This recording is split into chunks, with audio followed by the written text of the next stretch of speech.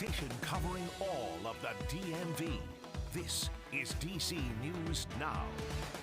Straight ahead here on DC News Now at 10, the family of a New York woman found dead in Virginia is speaking out what we're learning about the suspect last seen with her. Plus, a driver is now facing manslaughter charges after what police say he intentionally did, leaving a woman and a child dead. And Easter is on the way. How some are making sure it's special for others. Good evening. Thank you for joining us for DC News Now at 10. I'm Annalisa Gale. Temperatures are expected to drop throughout the night. Let's get right over to meteorologist Scott Sumner. Absolutely, Annalisa. Let's take a look at what the National Weather Service has put in effect for watches and warnings across the area. A lot of cold alerts, a lot of colors on the map, as you can see. These right here back off to the west and west of I-95. Well, the dark shade of blue, those are actually freeze warnings. So that means, you know, the National Weather Service expects the temperatures to get down to that freezing mark or below. Hopefully you have can loosen the outdoor taps a little bit, let the water trickle outside, and so it doesn't freeze overnight tonight. And then, of course, in the mid-color blue, we're looking at a frost advisory here. So you expect maybe to wake up in the morning and get a little bit of some frost on the windshield as you're going out for an early Easter service potentially.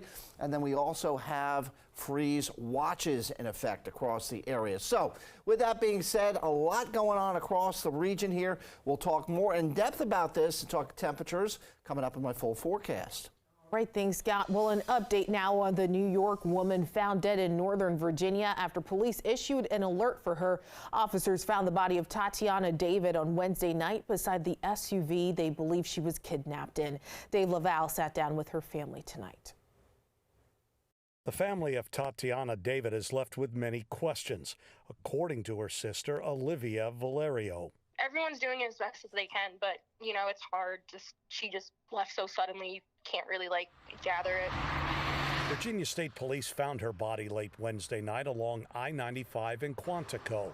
It was beside the SUV police believe was used earlier in the day to kidnap David from her home in Ithaca, New York. Police say the suspect is 34-year-old Michael Davis, a former partner and the father of David's 4-year-old son. Police shot Davis after they said he first fired at them. A state trooper pulled over Davis for what we've been told were wrong license plates. That led to a high-speed chase that ended 20 miles away and the shootout. It's still not clear who shot David. Her death came on her 34th birthday. She was just so perfect in every way. She was everything you could ask as a sister. She was there for me whenever I needed her with advice or just there to talk when I needed her. And you just couldn't miss her once you saw her. She's so amazing. Again, that was Dave Laval reporting there. At last check, the suspect, Michael Davis, was in critical condition at Inova Fairfax Hospital. Let's rally up. Let's go.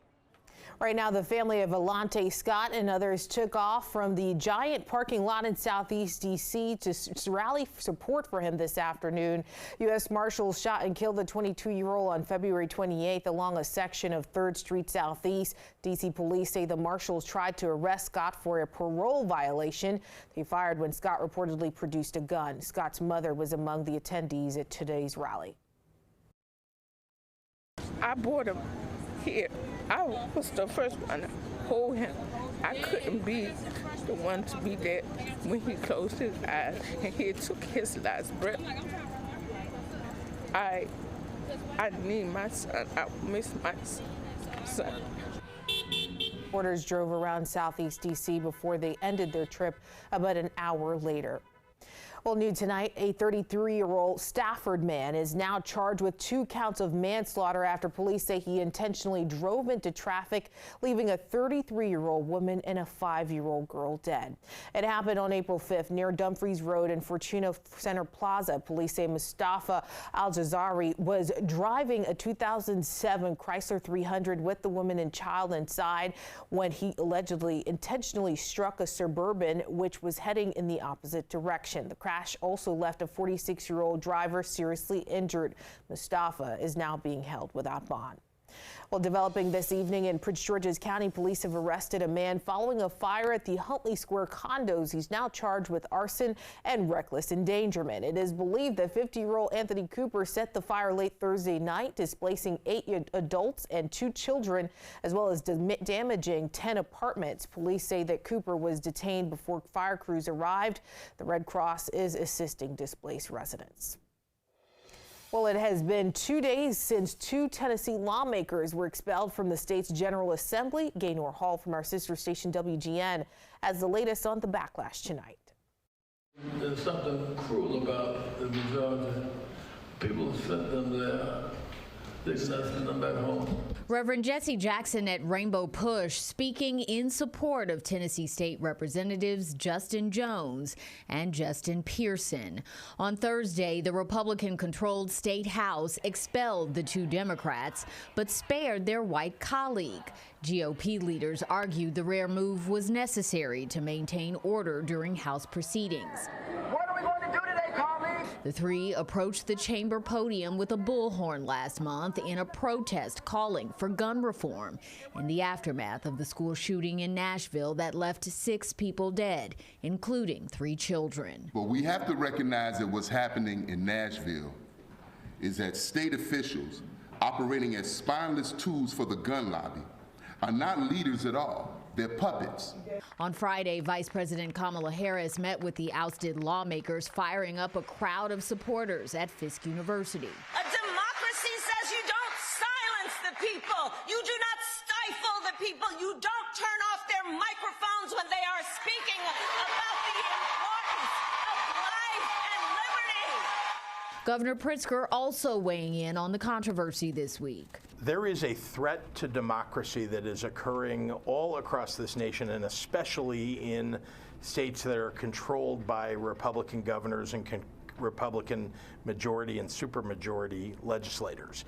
Local officials in Jones and Pearson's districts could send them back to serve until they can run again in a special election. Protests are expected to continue at the state capitol next week. Gaynor Hall, WGN News. New tonight, the last living prosecutor of Nazi war criminals, Benjamin Ferencz, has died. He died on Friday in his home in Florida, according to the United States Holocaust Museum here in the district. Ferencz was 103 years old. Well, this weekend on Capitol Review, our Yasmin Mahfouz is discussing President Trump's recent arraignment. And News Nation's Evan Lambert is taking a closer look at the 2 black lawmakers you just saw there expelled from the State House in Tennessee. Here's a preview of what to expect on the show. And there's a lot of talk about a potential gag order leading up to the arraignment. What ended up happening? Well, there was no gag order that was implemented. No one requested it, but the judge did say at Tuesday's arraignment that even if someone did request a gag order, that he would not have granted it. The concerns that we've heard from Trump's legal team is they say it would effectively be trampling on his First Amendment rights, given that he's a 2024 presidential candidate. The judge seemed to sympathize a little bit with that argument, saying that he recognized that wasn't ideal and that would stifle the former president's speech. But before leaving the courtroom, the judge did give a warning to Trump's legal team and asked them to tone down the rhetoric, basically, and asked them specifically to refrain from any posts that would be likely to incite violence.